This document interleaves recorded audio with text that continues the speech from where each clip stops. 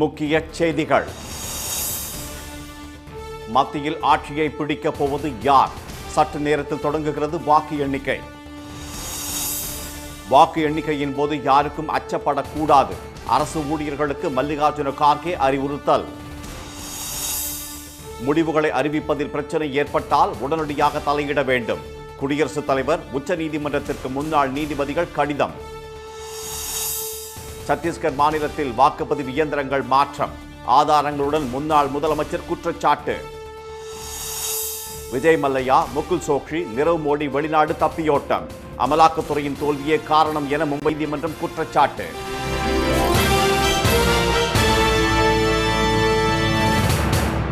வணக்கம். நாடாளுமன்ற தேர்தல் வாக்கு எண்ணிக்கை இன்னும் சற்று நேரத்தில் தொடங்க உள்ள நிலையில் மத்தியில் ஆட்சியை பிடிப்பது யார் என்ற எதிர்பார்ப்பு அதிகரித்துள்ளது. 18வது மக்களவைக்கு 7 கட்டங்களாக நடைபெற்ற தேர்தலில் 542 தொகுதிகளில் பதிவான வாக்குகள் இன்னும் சற்று நேரத்தில் எண்ணப்படுகின்றன. குஜராத்தின் சூரத் தொகுதியில் பாஜக வேட்பாளர் போட்டியின்றி தேர்வு செய்யப்பட்டார்.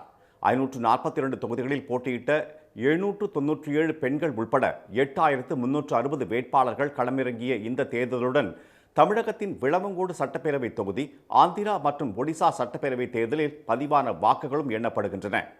தமிழகத்தில் 39 தொகுதிகளில் உள்ள வாக்கு எண்ணிக்கை மையங்களில் பலத்த பாதுகாப்புடன் வாக்கு எண்ணிக்கை நடைபெற உள்ளது. காலை 8 மணிக்கு முதலில் தபால் வாக்குகள் எண்ணப்படும் என்றும் 8:30 மணிக்கு மின்னணு வாக்குப்பதிவு இயந்திரங்களில் பதிவான வாக்குகள் எண்ணப்படும் என்று தமிழக தலைமை தேர்தல் அதிகாரி திரு சத்யபிரதா சாஹூ தெரிவித்துள்ளார். கேரளாவில் கோழிக்கோடு, வடகரா மக்களவைத் தொகுதி வாக்கு எண்ணும் மையங்களை சுற்றி நாளை காலை 10 மணி வரை 144 தடை உத்தரவு பிறப்பிக்கப்பட்டுள்ளது. மும்பையில் ஜோகேஸ்வரி கோரேகான் இடையே இன்று காலை 5 மணி முதல் மாலை 6 மணி வரை போக்குவரத்து தடை செய்யப்பட்டுள்ளது. ஆந்திராவில் 175 சட்டப்பேரவை தொகுதிகள் மற்றும் 25 மக்களவைத் தொகுதி வாக்கு எண்ணிக்கைக்கான அனைத்து ஏற்பாடுகளும் தயார் நிலையில் உள்ளதாக தேர்தல் அதிகாரிகள் தெரிவித்துள்ளனர். இதேபோல ஒடிசாவில் 147 சட்டப்பேரவை தொகுதிகளுக்கும் 21 மக்களவைத் தொகுதிகளுக்கும் வாக்கு எண்ணிக்கை நடைபெறும் இடங்களில் பலத்த பாதுகாப்பு போடப்பட்டுள்ளது. ஜம்மு காஷ்மீர், உத்தரப்பிரதேசம், பீகார், தெலுங்கானா மாநிலங்களிலும் வாக்கு எண்ணிக்கை மையங்களில் கண்காணிப்பு கேமராக்கள் பொருத்தப்பட்டு பாதுகாப்பு பலப்படுத்தப்பட்டுள்ளது. மேற்கு வங்கத்தில் சந்தேஷ்காலி பகுதியில் 144 தடை உத்தரவு போடப்பட்டு போலீஸ் கொடி அணிவகுப்பு நடைபெற்றது. ஜார்க்கண்ட், மேற்கு வங்கத்தில் பாஜகவினரும் திரிணாமுல் காங்கிரஸ் கட்சியினரும் தேர்தலில் வெற்றி பெற வேண்டி யாகங்கள் நடத்தினர். வெற்றி பெறும் கட்சியினரின் கொண்டாட்டத்திற்காக இனிப்பகங்களில் கட்சிகளின் வண்ணங்களில் பல்வேறு வகையான இனிப்புகள் தயார் நிலையில் உள்ளன. வாக்கு எண்ணிக்கையின் போது யாருக்கும் அச்சப்படவோ ஜனநாயகத்திற்கு எதிரான செயல்களில் ஈடுபடவோ கூடாது என்று அரசு ஊழியர்களுக்கு காங்கிரஸ் தலைவர் திரு மல்லிகார்ஜுன கார்கே அறிவுறுத்தியுள்ளார். வாக்கு எண்ணிக்கை பணியில் ஈடுபட்டுள்ள அரசு ஊழியர்களுக்கு அவர் எழுதியுள்ள கடிதத்தில் நவீன இந்தியாவை உருவாக்கியவர்களால் எழுதப்பட்ட ஒரு துடிப்பான ஜனநாயகம் மற்றும் நீண்டகால அரசியலமைப்பை எதிர்கால சந்ததியினருக்கு வழங்க நாம் கடமைப்பட்டுள்ளோம் என்று கூறியுள்ளார். இந்தியா உண்மையான ஜனநாயக இயல்பு உடையதாக இருக்க வேண்டும் என்ற நம்பிக்கையில் ஒவ்வொருவருக்கும் வாழ்த்துக்களை தெரிவித்துக் கொள்வதாகவும் அரசியலமைப்பின் நமது லட்சியங்கள் கரைபடாமல் இருக்க வேண்டும் என்று எதிர்பார்ப்பதாகவும் திரு கார்கே கூறியுள்ளார். எனவே வாக்கு எண்ணிக்கையின் போது யாருக்கும் அஞ்சவோ அரசியலமைப்பு சட்டத்திற்கு முரணான எந்த ஒரு வழிமுறைக்கும் தலைவணங்கவோ வேண்டாம் என்று அரசு ஊழியர்களை அவர் கேட்டுக்கொண்டுள்ளார். மேல்மட்டம் முதல் கீழ்மட்டம் வரை எந்த ஒரு அதிகாரியும் அரசியல் சாசனத்தின் அடிப்படையில் ஆளும் கட்சி, கூட்டணி கட்சி அல்லது எதிர்க்கட்சி ஆகியவற்றிடமிருந்து எந்த ஒரு அச்சுறுத்தல், மிரட்டல் வந்தாலும் அவற்றை பொருட்படுத்தாமல் கடமையாற்ற வேண்டும் என்று திரு கார்கே அறிவுறுத்தியுள்ளார். ஒட்டுமொத்த அதிகாரிகளும் அரசியலமைப்பு அடிப்படையில் யாருக்கும் அஞ்சாமல், யாருக்கும் சாதகமாக செயல்படாமல் தேசத்திற்கு சேவை செய்ய வேண்டும் என்று காங்கிரஸ் கட்சி கேட்டுக்கொள்வதாக அவர் தெரிவித்துள்ளார். இதனிடையே தேர்தல் வெற்றியை எதிர்நோக்கியுள்ள காங்கிரஸ் இந்தியா கூட்டணி கட்சி தலைவர்களை வாக்கு எண்ணிக்கை முடியும் நாளை காலை வரை டெல்லியிலேயே தங்கியிருக்குமாறு கேட்டுக்கொண்டுள்ளது. வாக்கு எண்ணிக்கையில் குளறுபடி ஏற்பட்டு தேர்தல் முடிவுகள் எதிர்பார்த்த அளவு கிட்டவில்லை என்றால் அது குறித்து ஆலோசனை நடத்தவும், ஆர்ப்பாட்டங்களை நடத்தவும், செய்தியாளர்கள் சந்திப்பு, குடியரசுத் தலைவரை சந்தித்து முறையிடுவது உள்ளிட்ட அடுத்த கட்ட நடவடிக்கைகளை மேற்கொள்ள இந்தியா கூட்டணி முடிவு செய்துள்ளதாக காங்கிரஸ் வட்டாரங்கள் தெரிவித்துள்ளன. தேர்தல் முடிவுகள் அறிவிப்பதிலும் ஆட்சி மாற்றம் சுமூகமாக நடைபெறுவதிலும் பிரச்சனை ஏற்பட்டால் உடனடியாக தலையிட வேண்டும் என்று குடியரசுத் தலைவர், உச்ச நீதிமன்ற தலைமை நீதிபதி, தலைமை தேர்தல் ஆணையர் ஆகியோருக்கு சென்னை உயர்நீதிமன்ற முன்னாள் நீதிபதிகள் கூட்டாக கடிதம் எழுதியுள்ளனர். முன்னாள் நீதிபதிகள் திரு ஹரி பரந்தாமன், திரு அக்பர் அலி, திருமதி அருணா ஜெகதீசன், திரு சி.டி. செல்வம், திருமதி விமலா, திரு சிவகுமார், திரு அஞ்சனா பிரகாஷ் ஆகியோர் எழுதியுள்ள கடிதத்தில் சிறுபான்மையினர் மற்றும் எதிர்க்கட்சிகள் மீது ஆளும் கட்சியினர் வெறுப்பு பிரச்சாரத்தில் ஈடுபட்டதாகவும் அதன் மீது தேர்தல் ஆணையம் எந்த நடவடிக்கையும் எடுக்கவில்லை என்று தெரிவிக்கப்பட்டுள்ளது. இதுபோல வாக்குச்சாவடி வாரியாக பதிவான வாக்குகள் சதவீதத்தை வெளியிட வேண்டும் என்ற கோரிக்கையை தேர்தல் ஆணையம் நிராகரித்ததை சுட்டிக்காட்டியுள்ள அவர்கள், கடந்த காலங்களில் தற்போது உள்ளது போல தேர்தல் ஆணையம் ஒருபோதும் கடமையாற்ற தவறியதில்லை என்று குறிப்பிட்டுள்ளனர். தற்போதைய ஆளும் கட்சி வெற்றி வாய்ப்பை இழக்குமானால் ஆட்சி மாற்றம் சுமூகமாக இருக்காது என்று அச்சம் தெரிவித்துள்ள முன்னாள் நீதிபதிகள், தொங்கு நாடாளுமன்றம் அமைந்தால் தேர்தலுக்கு முன்பு அமைக்கப்பட்ட கூட்டணியையே ஆட்சி அமைக்க அழைக்க வேண்டும் என்று கேட்டுக்கொண்டுள்ளனர். அரசியலமைப்பு மற்றும் ஜனநாயகத்தை பாதுகாக்கவும் சாத்தியமான பேரழிவுகளை தடுக்கவும் முடிவுகளை அறிவிக்கும் போது பயங்கரமான சூழல் ஏற்படுமாயின் அதனை தடுக்கவும் தீவிர நடவடிக்கை எடுக்கவும் உச்சநீதிமன்றம் தயாராக இருக்க வேண்டும் என்றும், அரசியலமைப்பு நெருக்கடி ஏற்படுமானால் அதனை எதிர்கொள்ள முதல் 5 நீதிபதிகள் தயார் நிலையில் இருப்பதை உறுதிப்படுத்த வேண்டும் என்றும் கடிதத்தில் வலியுறுத்தப்பட்டுள்ளது. மின்னணு வாக்கு இயந்திரங்கள் திடீரென மாற்றப்பட்டுள்ளதாக சத்தீஸ்கர் முன்னாள் முதலமைச்சர் திரு பூபேஷ் பாகல் குற்றம் சாட்டியுள்ளது பரபரப்பை ஏற்படுத்தியுள்ளது. சத்தீஸ்கர் மாநிலம் ராஜ்நாந்த்கான் மக்களவை தொகுதியில் போட்டியிடும் அவர், தேர்தலின் போது பயன்படுத்தப்பட்ட மின்னணு வாக்கு இயந்திரம், கட்டுப்பாட்டு இயந்திரம், விவிபேட் ஆகியவற்றிற்கு தேர்தல் ஆணையம் எண்களை அளித்ததாக குறிப்பிட்டுள்ளார்.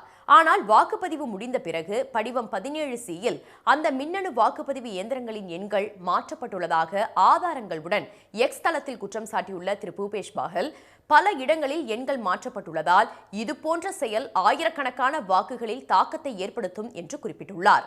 பல தொகுதிகளில் இருந்து இதுபோன்ற புகார்கள் வரப்பெற்று அவற்றை மாநில தேர்தல் அதிகாரிக்கு தெரிவித்துள்ளதாக குறிப்பிட்டுள்ள அவர், என்ன காரணத்திற்காக இயந்திரங்கள் மாற்றப்பட்டது, அவை தேர்தலில் பாதிப்பை ஏற்படுத்தினால் அதற்கு யார் பொறுப்பு என்று கேள்வி எழுப்பியுள்ளார். எண்கள் மாற்றப்பட்ட மின்னணு வாக்குப்பதிவு இயந்திரங்கள் குறித்த பட்டியல் நீளமானது என்றும் அவற்றில் சிலவற்றை மட்டும் பதிவுடன் இணைத்துள்ளதாகவும் திரு பூபேஷ் பாகல் தெரிவித்துள்ளார்.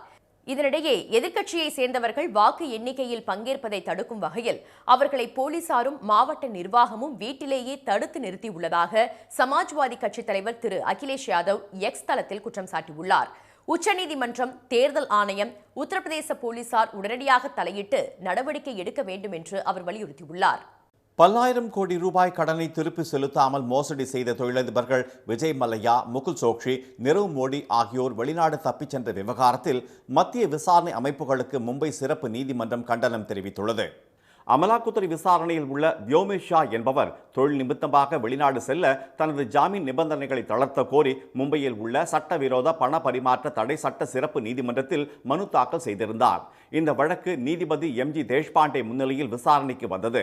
அப்போது வியோமேஷ் ஷா வெளிநாடு செல்ல அனுமதிக்க கூடாது என்றும், விஜய் மல்லையா, முகுல் சோக்ஷி, நிரவ் மோடி பாணியில் இவரும் தப்பிச் சென்று விடுவார் என்றும் அமலாக்கத்துறை தரப்பு வழக்கறிஞர் எதிர்ப்பு தெரிவித்தார். ஆனால் இதை நிராகரித்த நீதிபதி மனுதாரர் வியோமேஷ் ஷா வெளிநாடு செல்ல அனுமதி வழங்கி உத்தரவிட்டார்.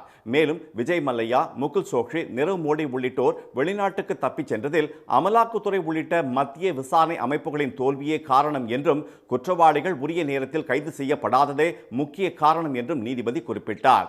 பாஜகவினர் தேர்தல் நடத்தை விதிகளை மீறினால் மட்டும் நடவடிக்கை எடுக்காமல் இரட்டை வேடம் போடுவது ஏன் என்று தேர்தல் ஆணையத்திற்கு காங்கிரஸ் பொதுச் செயலாளர் திரு ஜெயராம் ரமேஷ் கேள்வி எழுப்பியுள்ளார். வாக்கு எண்ணும் பணியில் ஈடுபட உள்ள 150 மாவட்ட ஆட்சியர்களை மத்திய உள்துறை அமைச்சர் திரு அமித்ஷா தொலைபேசியில் தொடர்பு கொண்டு பேசினார் என்றும், இது அப்பட்டமான மிரட்டல் தோணியிலான நடவடிக்கை என்று கடந்த 1ஆம் தேதி திரு ஜெயராம் ரமேஷ் எக்ஸ் தளத்தில் பதிவிட்டிருந்தார். இதையடுத்து இந்த குற்றச்சாட்டை தகுந்த ஆதாரங்களுடன் நிரூபிக்குமாறு அவருக்கு தேர்தல் ஆணையம் சார்பாக கடிதம் அனுப்பப்பட்டது. அதில் திரு அமித்ஷா தொடர்பு கொண்டு அழுத்தம் தந்ததாக எந்த ஒரு ஆட்சியர் கூட புகார் அளிக்கவில்லை என்றும், 2ஆம் தேதி ஆதாரங்களை வெளியிடுமாறு தேர்தல் ஆணையம் உத்தரவிட்டிருந்தது. ஆதாரங்களை வெளியிட 1 வார கால அவகாசம் அளிக்க வேண்டும் என்று திரு ஜெயராம் ரமேஷ் கூறியதை ஏற்க மறுத்து நேற்று இரவு 7 மணிக்குள் வெளியிட கோரியிருந்தது. இந்நிலையில் தேர்தல் ஆணையத்திற்கு கடிதம் எழுதியுள்ள அவர், தகவலை வெளியிட்டால் தனக்கு தகவல் அளித்தவருக்கு பாதகமாக முடியும் என்று குறிப்பிட்டுள்ளார். அரசமைப்பு சட்டத்தை பாதுகாக்கவே தான் புகார் அளித்ததாகவும் அந்த கடமை தேர்தல் ஆணையத்திற்கும் உள்ளதாக சுட்டிக்காட்டியுள்ள திரு ஜெயராம் ரமேஷ், பாஜகவினர் தேர்தல் நடத்தை விதிகளை மீறினால் மட்டும் நடவடிக்கை எடுக்காமல் இரட்டை வேடம் போடுவது ஏன் என கேள்வி எழுப்பியுள்ளார். டெல்லிக்கு கூடுதல் குடிநீர் வழங்க உத்தரவிட கோரிய வழக்கில் சம்பந்தப்பட்ட அண்டை மாநிலங்களின் அவசர கூட்டத்தை நாளை கூட்டுமாறு மத்திய அரசுக்கு உச்ச நீதிமன்றம் உத்தரவிட்டுள்ளது.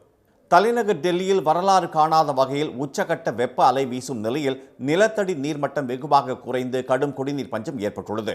இந்நிலையில் டெல்லி மக்கள் தாகத்தில் வாடுவதாகவும் அவர்களுக்கு கூடுதல் தண்ணீர் வழங்க பாஜக ஆளும் அண்டை மாநிலங்கள் உதவ மறுப்பதாகவும் முதலமைச்சர் திரு கெஜ்ரிவால் குற்றம் சாட்டியிருந்தார். இதனிடையே ஹரியானா அரசு கூடுதல் தண்ணீர் வழங்க உத்தரவிடக் கோரி டெல்லி சார்பில் உச்ச நீதிமன்றத்தில் தொடரப்பட்ட வழக்கு நீதிபதிகள் திரு பிரசாந்த் குமார் மிஸ்ரா, திரு KV விஸ்வநாதன் ஆகியோர் அடங்கிய அமர்வில் நேற்று விசாரணைக்கு வந்தது. அப்போது மத்திய அரசு தரப்பில் சொலிசிட்டர் ஜெனரல் திரு துஷார் மேத்தா ஆஜராகி டெல்லிக்கு வழங்கப்படும் தண்ணீரில் 52% அளவு லாரி கசிவு, டேங்கர் லாரி மாஃபியா, தொழிற்சாலைகளின் தண்ணீர் திருட்டு உட்பட பல்வேறு வகைகளில் வீணாக்கப்படுவதாக குற்றம் சாட்டினார். இதை முதலில் டெல்லி அரசு தடுக்க வேண்டும் என்றும் அவர் குறிப்பிட்டார். இமாச்சல் பிரதேச அரசு தரப்பில் ஆஜரான வழக்கறிஞர் ஹரியானா வழியே கால்வாய்கள் மூலம் டெல்லிக்கு கூடுதல் நீர் திறந்துவிட தயார் என தெரிவித்தார். இதையடுத்து டெல்லி குடிநீர் பிரச்சினை தொடர்பாக டெல்லி மற்றும் அண்டை மாநிலங்களின் கூட்டத்தை நாளை 5ஆம் தேதி நடத்துமாறு யமுனை ஆற்று ஆணையத்திற்கு நீதிபதிகள் உத்தரவிட்டனர். இக்கூட்டத்திற்கு தேவையான வசதிகளை மத்திய அரசு செய்து தர வேண்டும் என்றும் இக்கூட்டம் தொடர்பான முழு விவரங்களை நாளை மறுநாள் சமர்ப்பிக்க வேண்டும் என்றும் நீதிபதிகள் உத்தரவிட்டனர். முல்லை பெரியாற்றில் புதிய அணை கட்ட முயற்சிக்கும் கேரள அரசை கண்டித்து மதுரையில் விவசாயிகள் முற்றுகை போராட்டத்தில் ஈடுபட்டனர். முல்லை பெரியாறு அணையின் கீழ்ப்பகுதியில் புதிய அணை கட்ட கேரள அரசு மத்திய வனம் மற்றும் சுற்றுச்சூழல் அமைச்சகத்திடம் மனு அளித்திருந்தது. இதையடுத்து கடந்த மே 28ஆம் தேதி நிபுணர் மதிப்பீட்டு குழுவின் பரிசீலனைக்காக பட்டியலிடப்பட்டது. தமிழ்நாடு அரசின் கடும் எதிர்ப்பை தொடர்ந்து இக்கூட்டம் ரத்து செய்யப்பட்டது. இந்நிலையில் தமிழ்நாட்டில் கேரள அரசின் நடவடிக்கைக்கு எதிர்ப்பு தெரிவித்து விவசாயிகள் தொடர் போராட்டத்தில் ஈடுபட்டு வருகின்றனர். அதன் ஒரு பகுதியாக காவிரி, வைகை, கிருதுமால், குண்டாறு பாசன விவசாயிகள் கூட்டமைப்பின் சார்பில் கேரள அரசை கண்டித்து மதுரை தமுக்கத்தில் உள்ள தலைமை தபால் நிலையத்தை முற்றுகையிடும் போராட்டம் நடைபெற்றது. அப்போது பேசிய விவசாயிகள் 128 ஆண்டுகள் பழமையான முல்லை பெரியாறு அணை பாதுகாப்பாக உள்ளதாக உச்சநீதிமன்றம் அமைத்த நிபுணர்கள் குழு தெரிவித்துள்ளதை சுட்டிக்காட்டினர். உச்சநீதிமன்றத்தால் 14 ஆய்வுக்குழுக்கள் அனுப்பப்பட்டு ஆய்வுக்குழுக்களின் பரிந்துரைப்படி உச்சநீதிமன்றத்தில் முல்லை பெரியாறு அணை பலமாக இருக்கிறது. ஆனால் அதனை 142 அடியை உயர்த்தி தமிழ்நாட்டுக்கு தண்ணீர் திறக்க வேண்டும் என்ற பல்வேறு தீர்ப்புகள் வந்திருக்கிறது. ஆனால் இன்றைக்கு கேரள அரசு புதிதாக அணை கட்ட முயற்சிப்பது இந்திய அரசமைப்பு சட்டத்துக்கு எதிரானது. முல்லை பெரியாறில் புதிய அணை கட்ட கேரள அரசு மேற்கொண்டுள்ள முயற்சிக்கு தமிழ்நாடு முதலமைச்சர் திரு ஸ்டாலின் கடும் கண்டனம் தெரிவித்துள்ளார். முல்லை பெரியாறில் அணை கட்டுவது தொடர்பாக கேரள அரசின் அறிக்கையை பரிசீலனைக்கு எடுத்துக்கொள்ளக்கூடாது என மத்திய அரசுக்கு அவர் கடிதம் எழுதியிருப்பது குறிப்பிடத்தக்கது.